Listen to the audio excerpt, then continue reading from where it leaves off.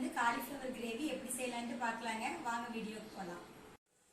வடச்சட்டி காஞ்ச எண்ணெய் ஒரு 3 ஸ்பூன் எண்ணெய் விட்டுக்கலாங்க.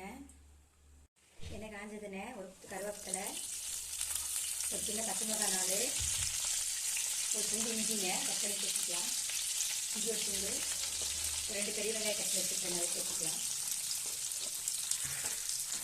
இந்த வெங்காயம் வச்சுக்கலாம். பாதி வெங்காயம் எல்லாம் வதங்கினதுனே 3 தக்காளி பொடியாக கட் பண்ணி வச்சுருக்கேங்க, அதையும் சேர்த்து வச்சுக்கலாம். தக்காளி எல்லாம் வதங்கியாச்சு. இப்போ வந்து அரை மூடியில் வந்து பாதி எடுத்துக்க தேங்காய் இதையும் சேர்த்து கொஞ்சம் தண்ணி விட்டு அரைச்சி எடுத்துக்கலாம். நல்லா பேஸ்ட் நல்லா அரைச்சி எடுத்தாச்சுங்க. ரொம்ப நைஸாக அரைக்க வேண்டாம், கொஞ்சம் குறை மாதிரி இருக்கிற மாதிரி அரைச்சி எடுத்துக்கங்க.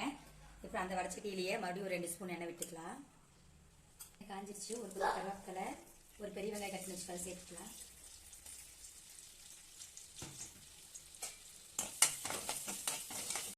வெங்காயம் எல்லாம் வதங்கினதுனே நம்ம அரைச்சி விழுத சேர்த்துக்கலாங்க. உங்களுக்கு எவ்வளோ தண்ணி வேணுமோ அந்தளவுக்கு தண்ணி சேர்த்துக்கோங்க.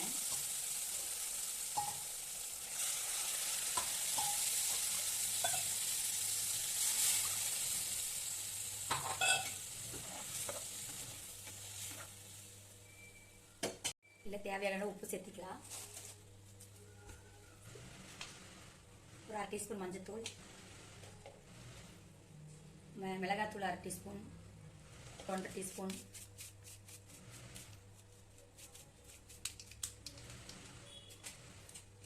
கறி மசாலா தூள் ஒரு 2 ஸ்பூன் வர அளவு சேர்த்திக்கங்க.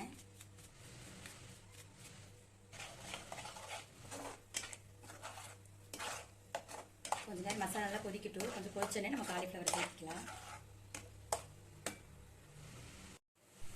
நல்லா கொதிச்சிருச்சுங்க. கொதிச்சுன்னா நம்ம காலிஃப்ளவர் எல்லாத்தையும் சேர்த்துக்கலாம்.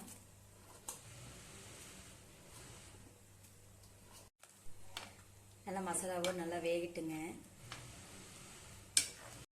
நம்ம காலிஃப்ளவர் கிரேவி ரெடி ஆயிடுச்சுங்க. 1/2 டீஸ்பூன் வந்து குருமிளகு மட்டும் சேர்த்திட்டு ஆஃப் பண்ணிடலாம்.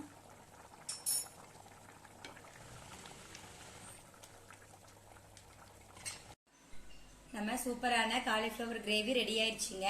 நீங்களும் வீட்டிலே செஞ்சு பார்த்து எப்படி இருக்குங்கிறத கமெண்ட் பண்ணுங்க, ஷேர் பண்ணுங்க, மறக்காம சப்ஸ்கிரைப் பண்ணிருங்க. ஓகே வியூவர்ஸ், அடுத்த வீடியோல சந்திப்போம்.